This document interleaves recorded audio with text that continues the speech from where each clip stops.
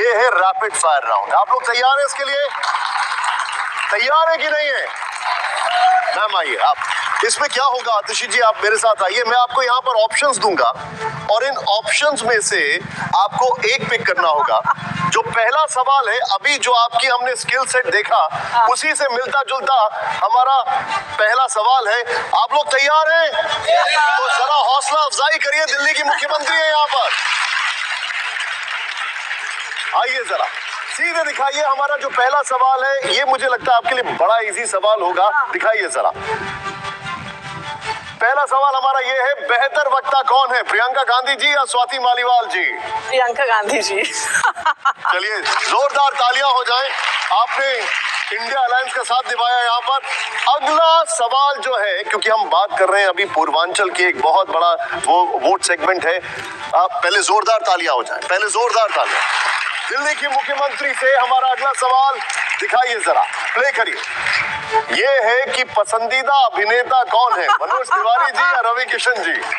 आपने तो मुंह ही फेर लिया एकदम। ये बताना बड़ा मुश्किल है, इस सवाल पे मैं पास लूंगी। अरे मैम, लेकिन है तो इंटरेस्टिंग। आपको एक्टिंग किसकी अच्छी लगती है? एक्टिंग तो दोनों ही करते हैं, पहले फिल्मों में करते थे, अब राजनीति में करते हैं। आपने किसकी ज्यादा फिल्में देखी आपने?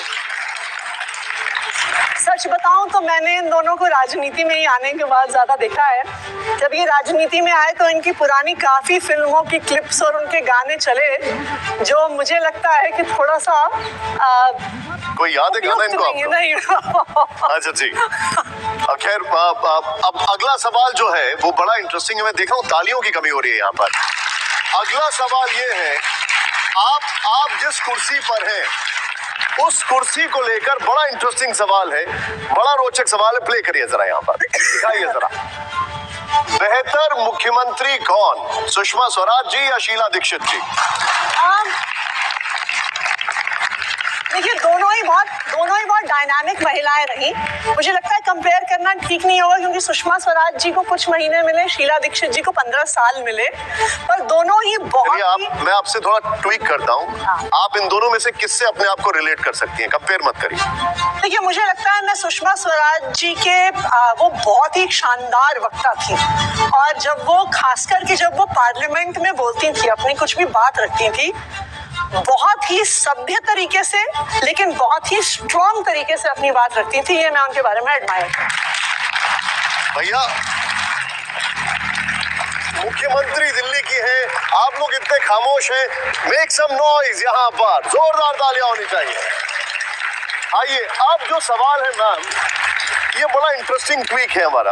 आपको इसलिए देखना चाहिए ये सवाल क्योंकि ये आपके लिए मुझे लगता है थोड़ा केक वॉक भी होगा। प्ले करिए जरा इस सवाल को। बेहतर, दिखाइए जरा सवाल, बेहतर मुख्यमंत्री कौन?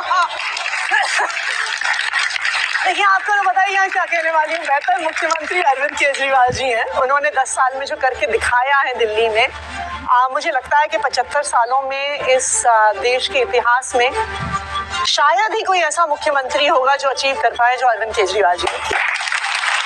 अच्छा मुझे एक बात बताइए, आपके परिवार वालों की पसंद कौन है, ये है या वो है मुख्यमंत्री के तौर पर? देखिए अब मैं उनकी बेटी हूँ तो एक चीज है, पर मेरी मम्मी अरविंद केजरीवाल जी की बहुत बड़ी फैन है। ठीक है, चलिए जोरदार तालियां हो। अगला सवाल प्ले करिए हमारा। अगला सवाल जो है ये थोड़ा डायनामिक है, थोड़ा बड़ा पिक्चर में है। देखिए जरा, बेहतर सरकार कौन, यूपीए मनमोहन सिंह जी, एनडीए नरेंद्र मोदी जी? देखिए इसमें तो बहुत क्लियर है। अगर आप सारे आंकड़े देखिए, बेरोजगारी के आप आंकड़े देखिए, भारत पर कैपिटा इनकम पे कहाँ खड़ा है, हमारे युवाओं के पास नौकरियां है कि नहीं, शिक्षा है कि नहीं, देयर इज नो डाउट कि मनमोहन सिंह जी की सरकार ने बेटर परफॉर्म किया देन द करंट एनडीए का। लेकिन आपने आंदोलन उन्हीं के खिलाफ किया, सड़कों पर आए और उन्हीं के खिलाफ आपने आंदोलन किया। एनडीए सरकार के दौरान आप मुख्यमंत्री बनी। देखिए अगर आप, मैं ये नहीं कह रही कि उस दौरान यूपीए की सरकार में कमियां नहीं थी, बहुत सारा भ्रष्टाचार सामने आया, बहुत सारे स्कैम सामने आए, लेकिन अगर आप तब से आज तक देखिए, तब बीजेपी जब ऑपोजिशन में थी तो कहती थी डॉलर को शायद 40 रुपए पर लेके आ जाएंगे। आई थिंक 63 पे था डॉलर जब यूपीए की सरकार थी। आज मेरे ख्याल से 86 पे पहुंच गया है। Dollar is now at an all time low. ये जो सारे यहाँ पे युवा बैठे हैं, अगर ये विदेश में जाके पढ़ना चाहें, जितना इनको पैसा पैसा खर्च करना पड़ेगा ये 10 साल में ऑलमोस्ट 1.5 गुना बढ़ गया है। उसके अलावा अगर आप बेरोजगारी के आंकड़े देखिए, आज भारत 42%, 42% ग्रेजुएट यूथ अनएम्प्लॉयमेंट पे खड़ा है, जो इस देश के इतिहास। लेकिन ये बड़ा इंटरेस्टिंग टेक है, इंडिया अगेंस्ट करप्शन से लेकर मनमोहन सिंह जी की तारीफ तक, ये बड़ा इंटरेस्टिंग टेक मुझे आपका दिखाई दे रहा है। लेकिन अगले सवाल से पहले जोरदार तालियां इसलिए होनी चाहिए क्योंकि मैंने आम आदमी पार्टी को एक नया ट्रेंड लाते देखा दिल्ली की पॉलिटिक्स में, और उस ट्रेंड में युवाओं के साथ कलर बहुत था। तो अगला सवाल बड़ा कलरफुल है, दिखाइए जरा, ये बड़ा कलरफुल सवाल प्ले करिए सवाल को जरा, ये देखिए। बेहतर कवि कौन, कुमार विश्वास या मनोज मुंतशिर? इस पे भी मैं पास लूंगी। नहीं, लेकिन आपको कविताएं किसकी अच्छी लगती है? फ्रैंकली मैंने मनोज मुंतशिर जी की बहुत कविताएं सुनी नहीं है, इसलिए मेरे लिए कहना मुश्किल हुआ। ओके, और इनकी सुनी, इनके ऊपर क्या कहेंगे आप? पास कहूंगी मैं। ठीक है, चलिए अब बड़ा इंटरेस्टिंग सवाल है, जोरदार तालियां हो यहाँ पर। अब यहाँ पर क्योंकि आप इतना भली भांति हमें पॉलिटिकल जवाब दे रही हैं, अब आप टीचर भी रही हैं, अब जरा मुझे टीचर की तरह जवाब बताइएगा, दिखाइए जरा, आइए सवाल दिखाइए। कॉम्प्लिकेटेड मैथ्स का सवाल तो नहीं? नहीं, बहुत सिंपल है मैम। पसंदीदा राजनेता का क्रम, नेताजी मुलायम सिंह जी, लालू प्रसाद यादव जी, शरद पवार जी, अटल बिहारी वाजपेयी जी, पहले से चौथे तक, इन दी ऑर्डर ऑफ चौथे। Your favourite? देखिए, मैं सबसे पहले नंबर पे तो अटल बिहारी वाजपेयी जी को डालूंगी। ओके। डिग्निटी और ग्रेस और सारी पार्टियों को साथ लेके चलने की जो राजनीति है, उसमें वो शायद पहले उस पे आते हैं। दूसरे स्थान पे मैं शरद पवार जी को डालूंगी। ओके। क्योंकि आज के दौर में भी लोगों को साथ लेके चलना, बहुत सारे जो दल वगैरह महाराष्ट्र में भी देखिए, शरद पवार जी ने जो अपनी विचारधारा मानी, उसके लिए वो बहुत सारे लोगों से डिफरेंसेस को ब्रिज करते हुए साथ काम करने को तैयार थे। हम सब जानना चाह रहे हैं तीसरा और चौथा। तीसरे नंबर पे मैं मुलायम सिंह यादव जी को डालूंगी, क्योंकि मैंने उनके बारे में सुना है, मैं बहुत फेमिलियर तो नहीं हूँ, कि समाजवादी पार्टी के नेताओं को, विधायकों को, सांसदों को वो एक ही चीज कहते थे कि जमीन पर रहो, लोगों से जुड़े रहो, वो सबसे इम्पोर्टेंट है। क्योंकि आखिरकार हम जनप्रतिनिधि हैं, हम अगर एसी कमरों में बैठकर अपनी राजनीति करेंगे तो हमें क्या पता होगा कि एक आम इंसान का दुख दर्द क्या है। तो तीसरे नंबर पे उन्हें डालूंगी और चौथे नंबर पे लालू प्रसाद यादव जी को डालूंगी। अब ये देखिए, बड़ा अजीब सी बात है, अरविंद जी यहाँ तक कहते थे कि नेताजी यानी मुलायम सिंह जी और लालू जी के संसद में होने पर आपत्ति है, शरद पवार जी को वो करप्शन से जोड़ते थे, बट नेवरदलेस। अब भविष्य की बात करते हैं, क्या आप लोग तैयार हैं? अब भविष्य का सवाल, और ये सवाल बड़ा इंटरेस्टिंग है मैम, आप इसको देखिएगा, इसको प्लीज पास मत करिएगा, दिखाइए। ये हमारा अगला सवाल जो है, देखिए, वैसे अभी तक आपने सारे सवालों के जवाब बड़े अच्छे से दिए।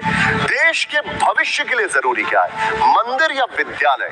देखिए, दोनों जरूरी हैं। मुझे लगता है कि ये अगर हम कहते हैं कि इनके बीच में चूज करना है, वो सही नहीं है। ये इसलिए सही नहीं है कि चाहे मंदिर हो, चाहे किसी भी धर्म का आस्था का स्थान हो, मंदिर हो, गुरुद्वारा हो, मस्जिद हो, गिरजाघर हो, आस्था लोगों के जीवन में उन्हें अच्छे इंसान बनाने में एक बहुत महत्वपूर्ण भूमिका निभाती है।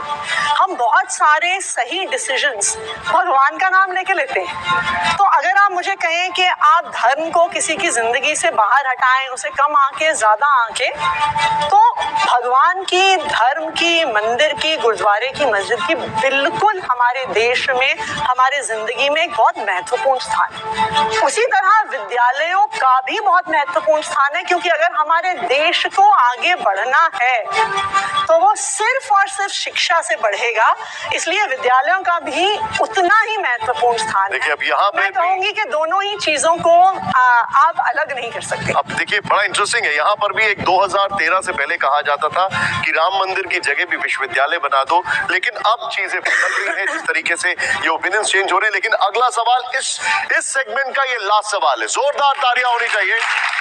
मुझे याद है आपने पहले सवाल का जवाब प्रियंका जी के रूप में दिया है, तो लास्ट सवाल इस सेगमेंट का प्ले करिए जरा। लास्ट सवाल इस सेगमेंट का ये है, दिखाइए जरा। दूरदर्शी नेता कौन, नरेंद्र मोदी जी या राहुल गांधी जी? पास बेहतर रहेगा इस पे। क्या इसकी वजह ये है कि वो पूर्वांचल में जाके बड़ा दिल्ली सरकार को कोस रहे थे? मुझे लगता है कि नेताओं पे व्यक्तिगत टिप्पणी करना ठीक नहीं है। ठीक है, मतलब आइए। कई- अब मैं- कई हमारे इनके दोनों के क्रिटिसिज्म्स हैं, तो कुछ ना कहना। पहले जोरदार तालियां हो इस राउंड के लिए। मैम आइए, प्लीज आइए, प्लीज।